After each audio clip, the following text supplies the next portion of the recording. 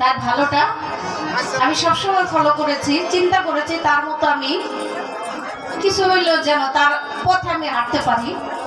তো কি পারলাম আর কি না পারলাম সেটা আপনারাই ভালো বিবেচনা করবেন, বিচার করবেন। এবং ওই রকম ভালো কিছুর সঙ্গ যদি কেউ করে, ভালো কিছু ফলো করে, ভালো কাউকে খেয়াল করে, তাহলে ভালো ছাড়া মন্দ হবে না। তাই আমার আলে আপা, আমার গুরুজন, আমি তাকে আপা ডাকি, কিন্তু তাকে মা ডাকলে কোনো ভুল হবে না। ছোটবেলা থেকেই তাকে আমি আপা ডাকি।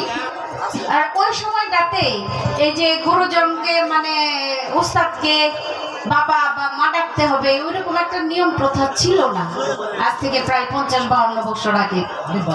সেই হিসেবে আমি তাকে আমার মন প্রাণ উজাড় করে তাকে ভালোবাসি, সম্মান করি। আর সেই হিসেবে তারও মাথার তাজ যিনি আবুল সরকার আল চিস্তি নিজামী, তাকেও আমি সম্মান করি, শ্রদ্ধা করি।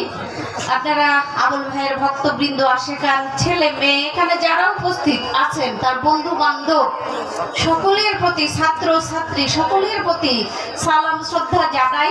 আপনারা যারা এখানে অনুষ্ঠান গান শুনবার জন্য এসছেন তাদের প্রতিও সালাম শ্রদ্ধা জানাই। এবং আমার আলী ভাই আছে নরসিংদী, সুদূর নরসিংদী থেকে এসেছেন, তার প্রতিও সালাম জানাই।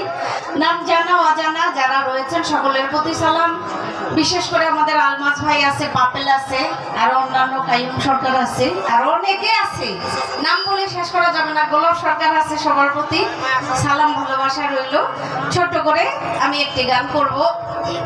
এই গানটা সবার কাছে কেমন লাগে আমি জানি না, আশা করি ভালো লাগে। কারণ একটা শিল্পী যদি কোনো শিল্পীর গান ভালোবাসে তাহলে এই গান সারা বিশ্বের মানুষে ভালোবাসবে। একটা শিল্পীর পছন্দ হইতে পারে কোনো গান, এটা বিশাল একটা ব্যাপার।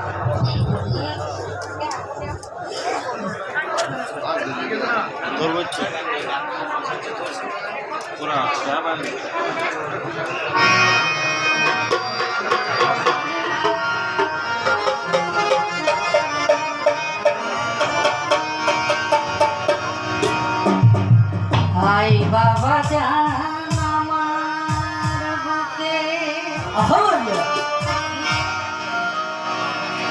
আয় বাবা জান আমার